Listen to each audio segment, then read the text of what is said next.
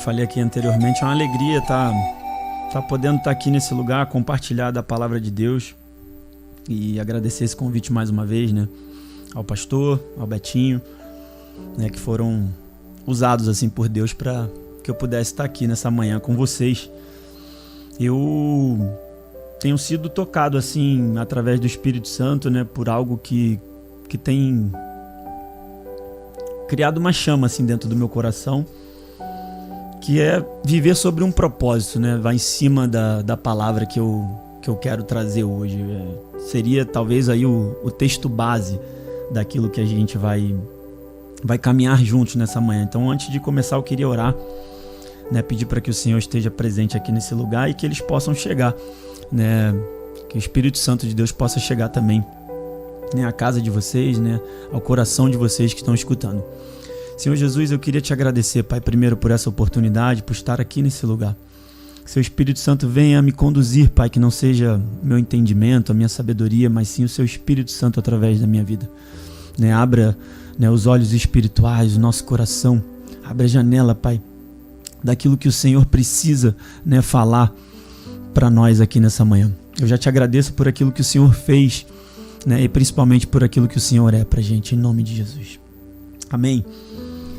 Então, como eu estava falando, a palavra base hoje da nossa mensagem é o propósito. Propósito comum, né? Nós, como filhos de Deus, temos um propósito comum para com Ele. Então, eu e você temos um propósito comum com o nosso Pai, com o nosso Criador.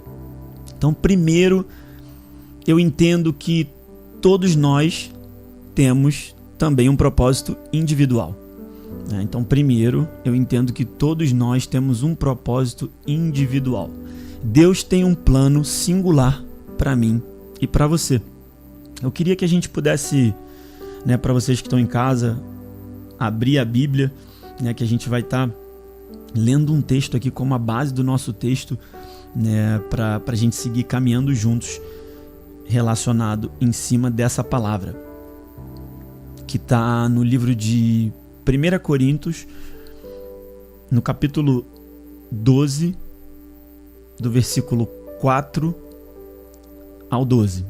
Então, 1 Coríntios, do capítulo 12, do versículo 4 ao 12. E vai dizer assim: há diferentes tipos de dons, mas o Espírito é o mesmo. Há diferentes tipos de ministério, mas o Senhor é o mesmo. Há diferentes formas de atuação, mas o mesmo Deus quem efetua tudo em todos. A cada um, porém, é dada a manifestação do Espírito, visando ao bem comum. Pelo Espírito, a um é dada a palavra de sabedoria, a outro, pelo mesmo Espírito, a palavra de conhecimento, a outro, fé. Pelo mesmo Espírito, a outro, dons de cura. Pelo único Espírito, a outro, poder para operar milagres, a outro, profecia, a outro, discernimentos de espíritos, a outro, variedade de línguas e ainda a outro, interpretação de línguas. Todas essas coisas, porém, são realizadas pelo mesmo e único Espírito, e Ele as distribuiu individualmente a cada um como quer. Ora, assim como o corpo é uma unidade, embora tenha muitos membros, e todos os membros, mesmo sendo muitos, formam um só corpo, assim também é Cristo. Amém? Então, nós entendemos aqui que todos os cristãos são importantes e têm um papel para desempenhar. Então, vou repetir. Nós entendemos, através da palavra, através do apóstolo Paulo, né, no livro de 1 Coríntios, capítulo 12, versículo 4, que todos nós somos importantes e temos um papel a desempenhar. Usando o quê? As nossas habilidades fornecidas pelo Espírito, que são únicas para mim e para você. Mas existe algo além disso. Precisamos usar isso, que é dada de uma forma individual, para um bem comum da nossa comunidade da fé, que é Jesus, naquele que a gente crê. Então, entendemos que somos importantes, que temos um papel a desempenhar individualmente para um bem coletivo, usando as nossas habilidades, que são únicas para cada um, para um bem comum da comunidade da fé, que é Jesus. O segundo ponto, o primeiro é o propósito individual, e o segundo ponto é que eu e você temos também um propósito coletivo com o reino de Deus. Então, o primeiro ponto é um propósito individual. Segundo ponto, propósito coletivo com o reino de Deus. Usar os dons individuais que nos foram fornecidos, que nos foram dados de uma forma coletiva. O nosso propósito comum é ganhar almas para Jesus. Olha o que fala no livro de Mateus. Livro de Mateus, capítulo 28, do versículo 19 e 20, bem curtinho. Portanto, vão e façam discípulos de todas as nações, batizando-os em nome do Pai, do Filho e do Espírito Santo. No 20 ele vai continuar dizendo, Jesus falando, ensinando-os a obedecer a tudo o que eu ordenei a vocês, e eu estarei sempre com vocês até o fim dos tempos. Ensinando-os a obedecer a tudo o que eu ordenei a vocês, e eu estarei com vocês até o fim dos tempos. Jesus falando pra gente o que ele espera de nós. Aqui é Jesus depositando algo em mim e em você. Jesus, ele espera algo, ele deposita uma confiança em nós. Ele espera algo de mim e de você. Portanto, vão e façam discípulos de todas as nações. E a minha pergunta é, qual a diferença que estamos fazendo nos lugares onde Deus tem nos colocado? O que eu, hoje, como atleta profissional de futebol, o que você em casa, eu não sei com que você trabalha, eu não sei em que meio você está inserido, se você é empresário, se você trabalha com esporte assim como eu, ou numa rádio, ou na televisão, se você é um grande governante, eu não sei se você é um professor, eu não sei em qual meio você está inserido. Mas o que eu tenho para falar, a mensagem de hoje, vão para aqueles que já reconheceram Jesus como Senhor e Salvador da sua vida. São para aqueles que carregam um chamado e por muito tempo não têm tido a ousadia, a coragem que Deus nos dá de abrir a nossa boca e poder influenciar da melhor forma. Deus tem colocado a gente nos lugares. O Senhor tem nos dado notoriedade, tem fornecido isso. E como eu e você estamos usando essa notoriedade fornecida pelo Espírito de Deus? Precisamos fazer discípulos. Precisamos influenciar pessoas a acreditar que Cristo é o Salvador. Mas, Kaique, quem convence é o Espírito Santo, realmente. Nós sabemos que através do Espírito Santo que há um convencimento. Porém, é através de pessoas que Jesus chega nos lugares. Cada um da sua forma, cada um do seu jeito, nos lugares onde Deus tem nos colocado. Quando Jesus caminhava com os discípulos, ele mandava um ir para uma cidade, dois ir para outra cidade. Ele pregava em várias cidades, em vários lugares diferentes. Após Jesus ressuscitar e ir aos céus e os discípulos ficarem, aparece apóstolo Paulo, a quem escreveu, o livro do texto base, onde a gente já começou a nossa mensagem aqui hoje. E ele é um grande exemplo de um grande evangelista, onde colocava os pés e transformava, as sinagogas, as cidades onde não tinham as igrejas, falava do reino, pregava a palavra, influenciava pessoas, usava todo o conhecimento que ele teve anteriormente conhecendo, né, a palavra através dos seus estudos, da tua sabedoria, mas depois de um encontro com Cristo, o apóstolo Paulo começa a ser intencional para ganhar almas para Jesus. E é nesse lugar que eu e você precisamos estar. A gente precisa abrir a nossa boca. Nós precisamos tratar as pessoas diferentes nos lugares onde a gente tem sido inserido. No nosso meio, seja ele no âmbito familiar, seja ele no âmbito profissional, conjugal, nós precisamos fazer a diferença, ser imagem e semelhança de Cristo. As pessoas precisam ver os frutos do Espírito em nossas vidas. Porque a palavra também vai dizer que nós somos reconhecidos pelos frutos, né? Como diz lá no livro de Mateus, no capítulo 7, versículo 16 ao 20, que vai dizer assim: por seus frutos os conhecereis. Porventura, colhem-se uvas dos espinheiros ou figos dos abrolhos? Assim toda árvore boa produz bons frutos, e toda árvore má produz frutos maus. Não pode a árvore boa dar maus frutos, nem a árvore má dar frutos bons. Toda árvore que não dá bom fruto corta-se e lança-se no fogo.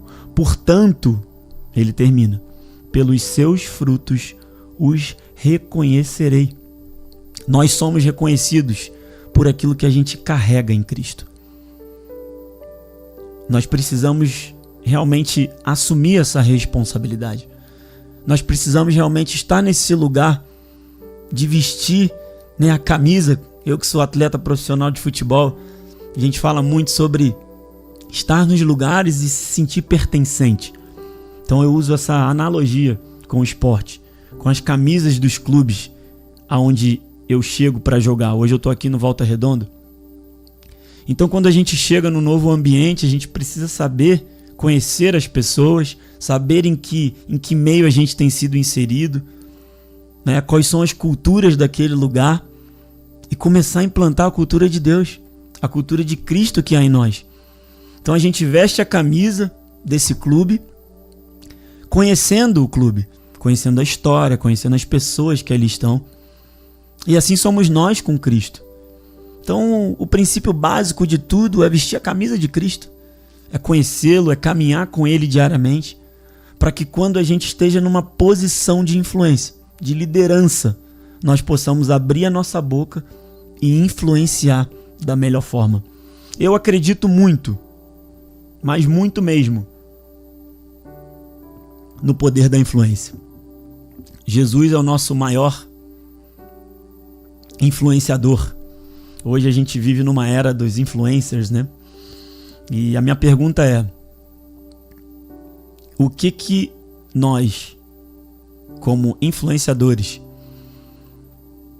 temos deixado de legado de Cristo para as pessoas que às vezes nos escutam, nos veem, estão do nosso lado? Eu e você somos o resultado dessas influências. Quem nós somos hoje é o resultado das influências paternas que tivemos quando criança, dos ciclos de amizade que escolhemos estar com as pessoas que a gente anda. Tem até aquela frase, né? Não digo nem do mundo, mas talvez do mundo empresarial, vamos dizer assim. Se você andar com 5 milionários, você vai ser o 6º, né? Isso eu já não posso garantir. Mas a única coisa que eu te garanto é que se você andar com 5 cristãos de verdade, não tem como você não reconhecer Jesus como Senhor e Salvador da sua vida. Aqueles que carregam Cristo de verdade, aqueles que não só têm um chamado, mas conseguem entender a sua parcela de contribuição dentro do reino e colocam para fora tudo aquilo que Deus tem fornecido dentro de nós, colhem os frutos. Colhem os frutos. Então, esse é o nosso chamado comum. O nosso chamado comum é deixar um legado de Cristo por onde passamos. Como eu falei, seja no âmbito familiar, seja no âmbito conjugal, você com a sua esposa, no profissional. Quantas pessoas aceitaram Jesus, mas a sua própria esposa, vamos falar do homem da casa, do sacerdote, do líder, aquele que aceita Jesus primeiro, e a pessoa do seu lado, com quem você dorme todos os dias, ainda não o reconheceu como Senhor e Salvador. Há algo de errado nesse relacionamento. E Deus espera algo de você.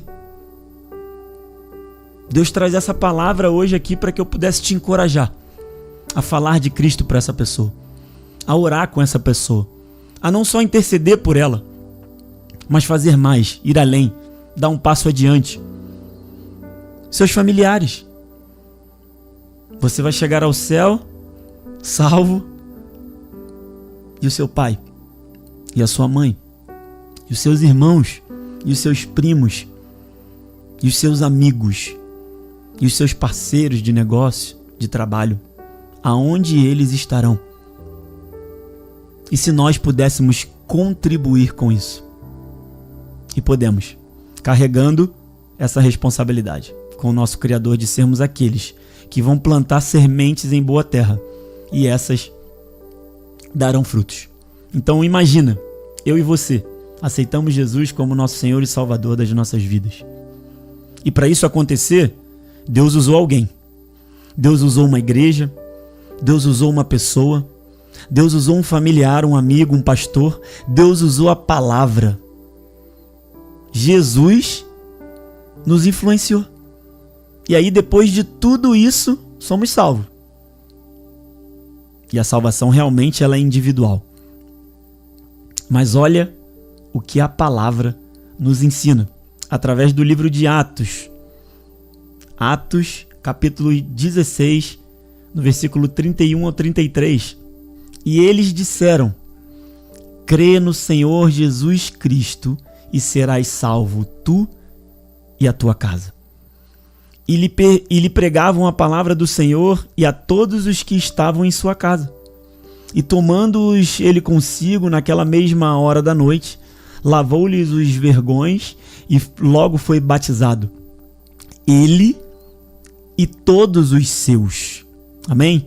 Aqui o apóstolo Paulo e Silas foram usados por Deus para ser influência na vida daquele carcereiro. Para quem não sabe o contexto da palavra, a gente está falando aqui aonde Paulo e Silas estavam presos por pregar a palavra de Cristo, por anunciar o Messias.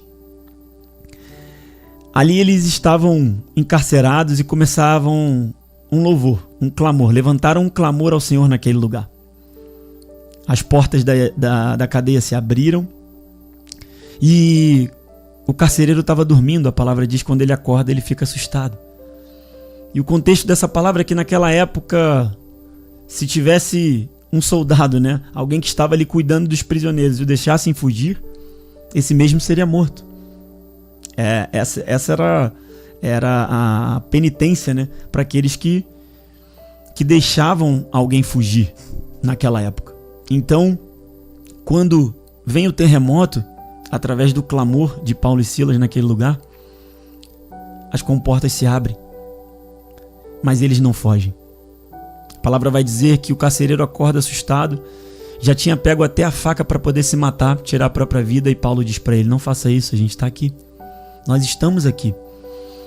E com aquela atitude, Paulo e Silas fizeram com que o carcereiro visse o próprio Jesus, a quem os mesmos clamavam, louvavam. E aí ele diz na sequência: como é que eu faço para ser salvo? Como é que eu faço para conhecer esse Cristo? Como é que eu faço para ser parecido com vocês? Então, o que a gente entende através dessa palavra é que Paulo e Silas foram influência direta na vida desse carcereiro. E a palavra nos ensina que quando ele pergunta como eu faço para ser salvo, eles disseram, Paulo e Silas: crê no Senhor Jesus Cristo e serás salvo tu e tua casa. Então é uma promessa de Deus para mim e para você que quando aceitamos Jesus, através da nossa influência, recebemos algo de alguém, convencidos pelo Espírito Santo, mas precisamos passar adiante para que aqueles que estão ao nosso redor também sejam salvos. Então, depois disso, toda a casa do carcereiro foi batizada e todos foram salvos, como diz a palavra. Veja bem, através da minha vida, através da sua vida, muitas outras podem ser salvas. Deus espera isso de nós. Mas saiba também que Deus não depende de mim e de você. Se nós estivermos disponíveis, Ele vai fazer. Através de você ou através de outros. Nós não podemos estar nesse lugar achando que nós somos o centro, que somos a cereja do bolo, por talvez ter notoriedade, por talvez hoje ser atleta profissional de futebol eu esteja acima de alguém. Não, o centro precisa ser Jesus. E nós precisamos levar Jesus para o centro das nossas coisas, da nossa casa, como eu falei, do nosso casamento, do nosso trabalho. Nosso compromisso com o reino é anunciar o Cristo que nos salvou. Eu fico sempre brincando lá em casa que quando chegar no céu eu quero encontrar a minha esposa, os meus filhos, os meus familiares. Porque imagina a gente chegar, ser salvo, ser contemplado com a glória eterna e não ver os nossos do nosso lado. É um questionamento que a gente precisa fazer enquanto a gente está aqui. O privilégio que Deus nos dá de poder anunciar o nome dele através do Espírito Santo que habita em nós hoje.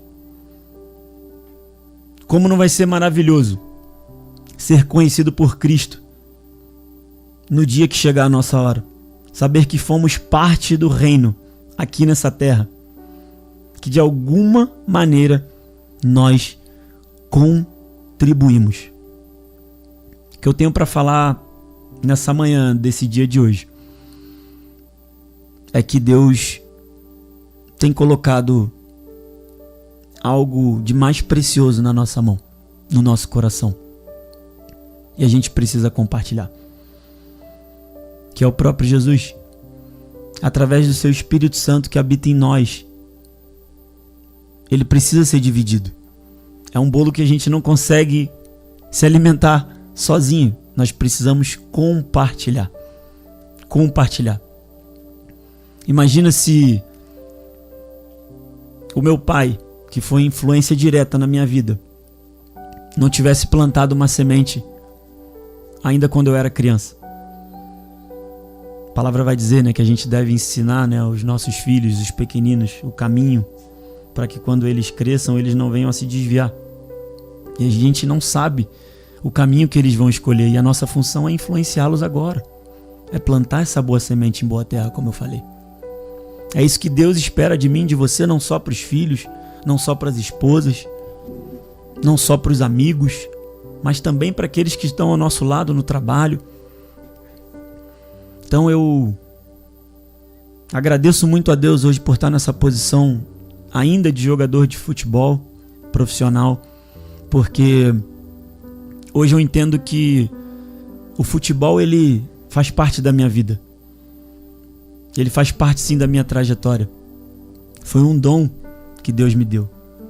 Não um dom espiritual, mas através do futebol, hoje como ferramenta, eu consigo colocar para fora todos os outros dons que Deus também tem fornecido para mim, para que pessoas possam reconhecer Jesus através da minha vida, e não por aquilo que eu faço, não porque a gente, né, é melhor do que alguém, mas por saber que o Espírito Santo habita no nosso coração. Essa é a palavra que eu queria dividir com vocês nessa manhã. Queria agradecer mais uma vez ao pastor pela oportunidade, e que a palavra não só chegue aos corações de vocês, mas que possamos ser praticantes daquilo que Deus também tem nos ensinado. Amém.